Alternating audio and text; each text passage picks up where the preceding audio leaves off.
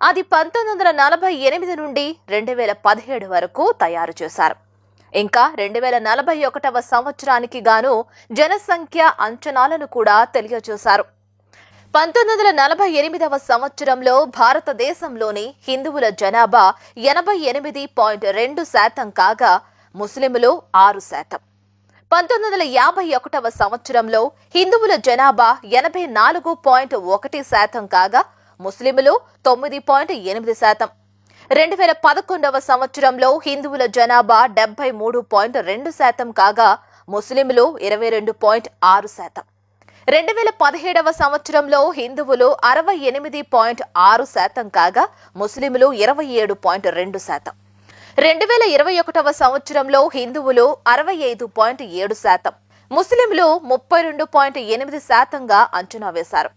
ఇదే 2031వ సంవత్సరంలో హిందువుల జనాభా 60.4%గా ఉంటే ముస్లింల జనాభా 38.1%కి చేరుకుంటుందని అంచనా. 2029లో జరిగే లోక్సభ ఎన్నికలలో భారతదేశంలో ప్రప్రథమంగా ఓ మహమ్మదీయుడు ప్రధానమంత్రిగా ఎన్నుకోబడతాడన్నది వారి అంచనా. 2037వ సంవత్సరంలో హిందువుల జనాభా 55%కి తగ్గి ముస్లింలు 43.6%కి చేరుకుంటారు అని చెబుతున్నారు.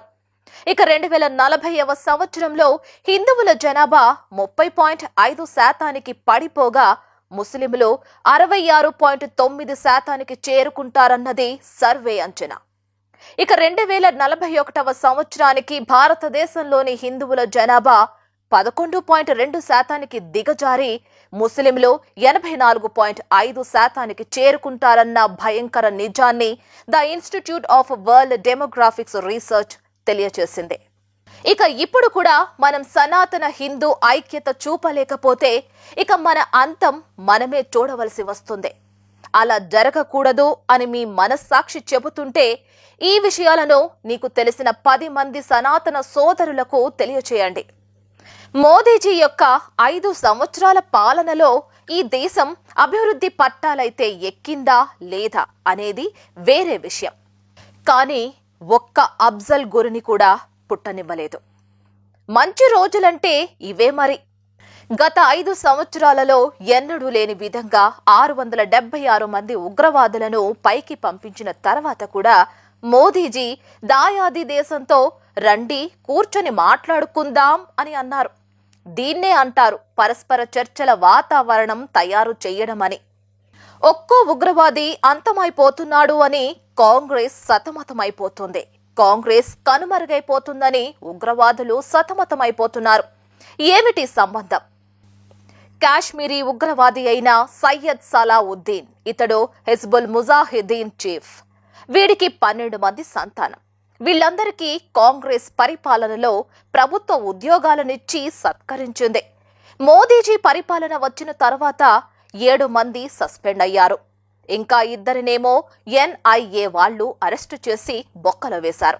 ఇంకా ఎంతవరకని ఆళ్లగడ్డ, ఉల్లిగడ్డ, టమాటా, పోపు దినుసులు, డీజిల్, పెట్రోల్ కోసం నీ విలువైన ఓటును దేశ ద్రోహులకు, కొమ్ము కాచే పార్టీలకు, ఫ్యాషన్ కొరకు చెప్పుకునే నోటాకు సమర్పించుకుంటావు. ఈ దేశం గురించి రోజులోని తన 18 గంటల సమయాన్ని నీ కోసం, నీ భావితరాల బాగు కోసం వెచ్చించి పనిచేస్తున్న మన ప్రథమ సేవకుని ఇకనైనా గుర్తించు. అతనికి నీ చేతనైన సహకారాన్ని అందించు. కారణం లేనిదే కార్యాన్ని కార్యాచరణలో పెట్టడు. అతనొక యోగి, ఒక గురువు, ఒక విద్యార్థి కూడా. 100 సంవత్సరాల చరిత్ర కలిగిన పార్టీ ఈ రోజు ఏ రాష్ట్రంలోనైనా ఒంటరిగా ఎన్నికల బరిలో దిగడానికి ధైర్యం కూడగట్టుకోలేకపోతోంది.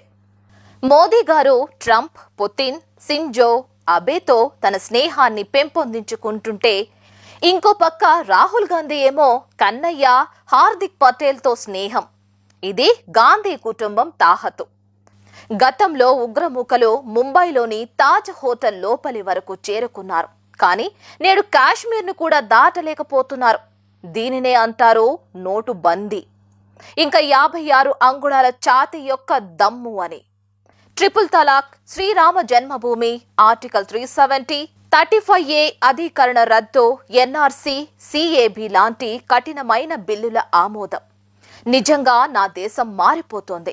134 సంవత్సరాల పురాతన కాంగ్రెస్ ఈ రోజు దేశంలోని ప్రతి విశ్వవిద్యాలయంలోని విద్యార్థులను రెచ్చగొడుతూ, వారిచే ఆందోళనలు చేయిస్తూ, అరాచకాలకు పాల్పడుతూ, సామాన్య ప్రజలను భయభ్రాంతులకు గురిచేస్తూ ఇంతలా చతికిల పడిపోతోంది. ఇదంతా చదివాక మీకు చెడుగా అనిపిస్తే నీళ్లతో మీ నోటిని కడిగేసుకోండి. నచ్చితే ఈ విషయాలను నలుగురితో పంచుకోండి. జాగో హిందూ జాగో. నీ దేశాన్ని నువ్వే కాపాడుకోవాలి. ఎవరో వస్తారని, ఏదో చేస్తారని ఎదురు చూసి మోసపోకు సోదరా. ఇప్పటికే మన పెద్దలు 1200 సంవత్సరాల బానిస బ్రతికి భావి ఫలాలను మనకి ఇచ్చి వెళ్లారు. నీవు అనుభవిస్తున్న ఈ సుఖం నీ వారసులు కూడా అనుభవించాలంటే ఇప్పటికైనా నువ్వు మేలుకోక తప్పదు. ఇక చాలు, మళ్ళీ ఈ దేశానికి, నీ వారసులకి ఆ దౌర్భాగ్యం దాపురించాలని కోరుకోకు. మన పూర్వీకులు ఆ దరిద్రం అనుభవించారు. అందుకు చరిత్రే సాక్ష్యం.